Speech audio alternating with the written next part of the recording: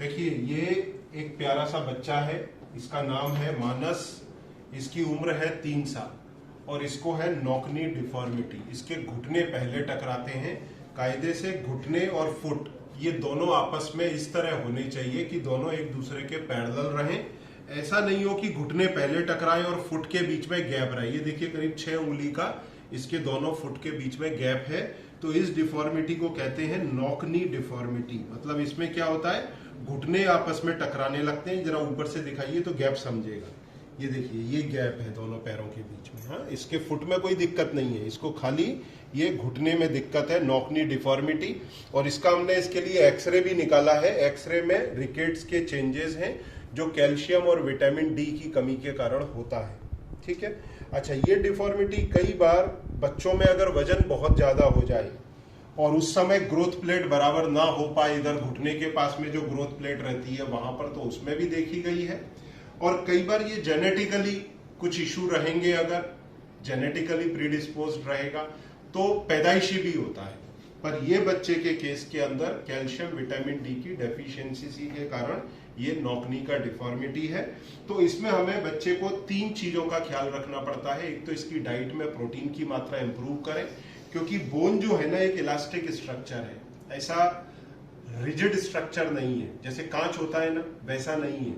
ये कैसा elastic structure है। जैसे अपन बिल्डिंगों में सरिया डालते हैं ना, तो वो मजबूत भी होता है, पर उसको मोड़ना चाहो तो मोड़ सकते हो। तो उसी तरह बोन होता है। तो इसको जो बनता है, इसमें मेन बनता है प्रोटीन से, ना कि मेन कैल्शियम से।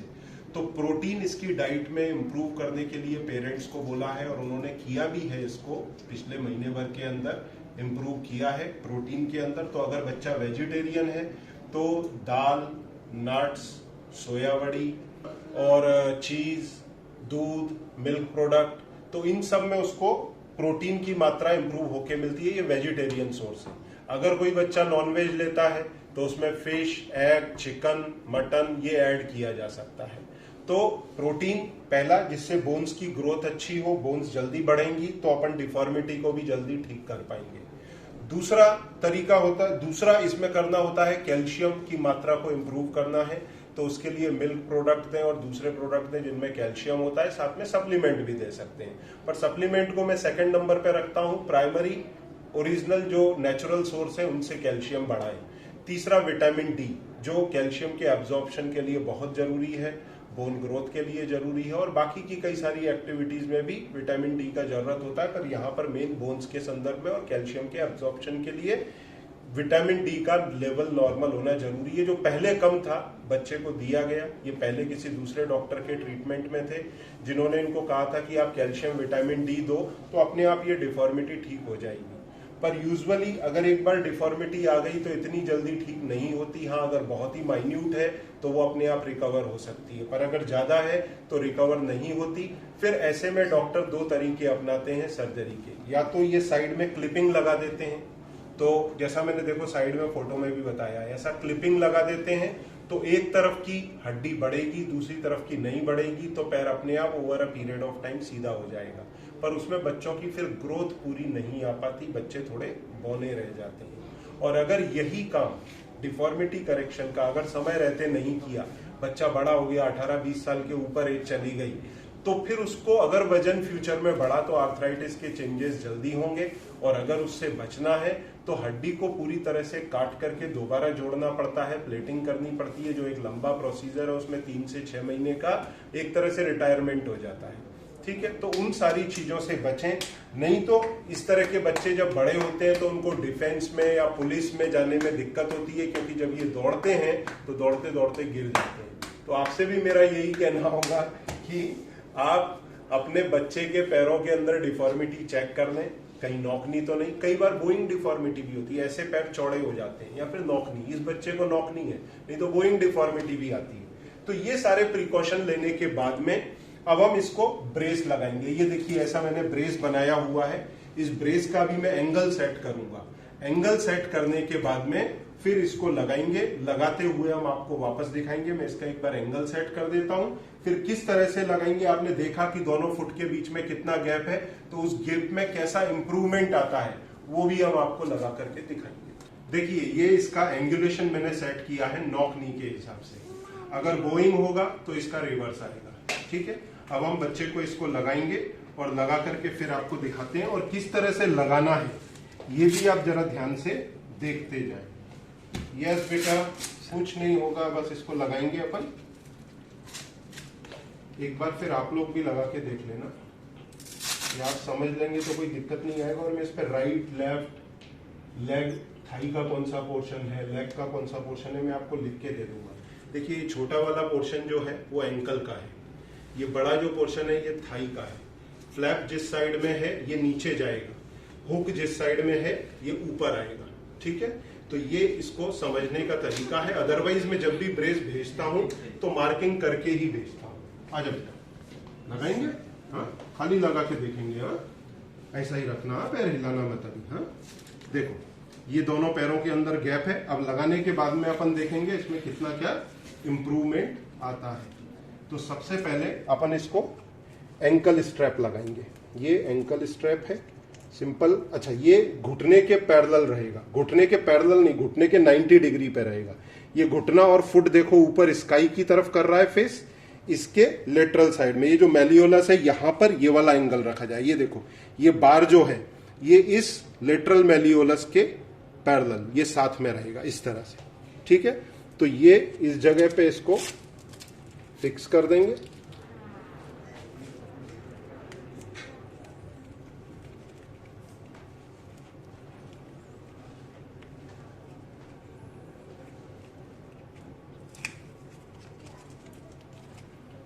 दूसरा पोर्शन ये थाई पे लगाएंगे। ये थाई के हिसाब से मैं इसको मोल्ड करे दे रहा हूं दबा करके।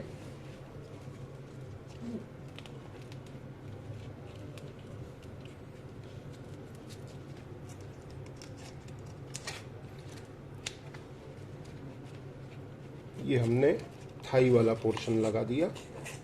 ठीक है, ये थाई पर और ये एंकल पर। अब बीच के स्ट्रैप्स को हम टाइट करेंगे और बीच के स्ट्रैप्स को टाइट करने के बाद में फिर आपको फाइनल जो शेप बनती है वो आपको दिखाएंगे।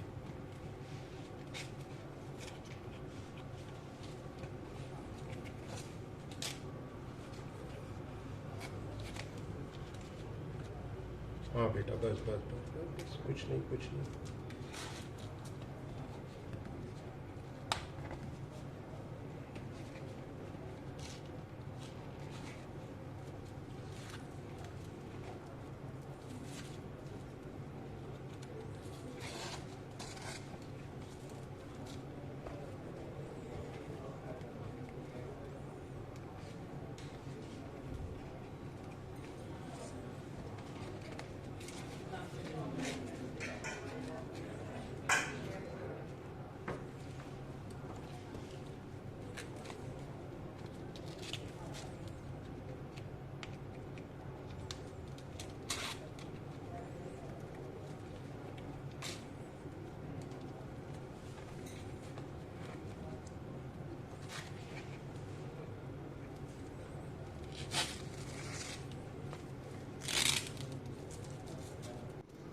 देखिए ये ब्रेस लगाने के बाद की स्थिति है। अभी इस स्थिति में हम दोनों नी को अगर टच करने जाते हैं तो ये डिफॉर्मिटी पूरी 0-0 हो गई। ठीक है, पर इसका ये मतलब नहीं है कि ये डिफॉर्मिटी लगाते के साथ में ठीक हो गई। हम इसको निकालेंगे, ये वापस उसी स्थिति में आ जाएगा जिसमें करीब 4-5 इंच का गैप रहेगा। ये देखिए ये घुटने टच हो रहे हैं, अभी साथ में फुट भी टच हो रहा है। तो ये हमने डिफॉर्मिटी को करेक्ट किया है ये ब्रेस के एंगुलेशन से।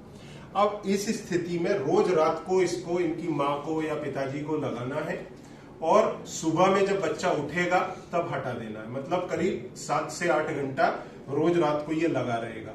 इसको लगाते समय एक चीज की सावधानी बरतें, जरा पास में लाइए। ये नेल बेड का जो सर्कुलेशन है वो मेंटेन रहे। देखो ये दबाते हैं, आप भी देखिए ध्यान से, ये दबाते हैं तो सफेद पड़ा, ये छोड़ दिया तो पिंक हो गया। इसका मतलब है कि सर्कुलेशन पैर में बराबर है। ठीक है, अब अगर बच्चा बोले कि उसके पैर में दुख रहा है या पैरों में सूजन आए तो इमीडिएट इसको लूज कर देने का। मतलब हमको उतना टाइट नहीं लगाना है कि आगे का सर्कुलेशन हैम्पर हो। ये बात का विशेष ध्यान रखना। कुछ लोग जिनके बच्चों के पैर में डिफॉर्मिटी ज्यादा होती है वो ओवर इंथुजियाज्म में ज्यादा टाइट कर देते हैं, तो वहां प्रॉब्लम आता है। तो उस चीज से बचें, धीरे धीरे करें। भाई 3 महीने 6 महीने में नहीं क्लियर होगा, 1 साल में क्लियर होगा। ठीक है, थोड़ा समय लगेगा पर डिफॉर्मिटी क्लियर हो जाएगी बिना सर्जरी के। अगर आपकी इससे कोई रिलेटेड क्वेरी है तो सबमिट करें या फिर मेरे असिस्टेंट का हेल्प लें। Thank you very much.